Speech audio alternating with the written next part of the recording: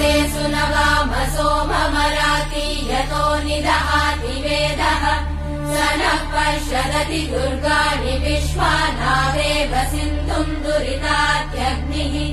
तामग्निवर्णाम् तपसा ज्वलन्तीम् वैरोचनीम् कर्मफलेषु जुष्टाम्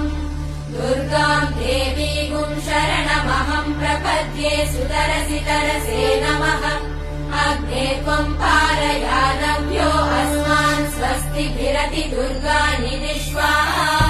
पूष्य पृथ्वी बहुला न उर्वी भवातोकायतनयाय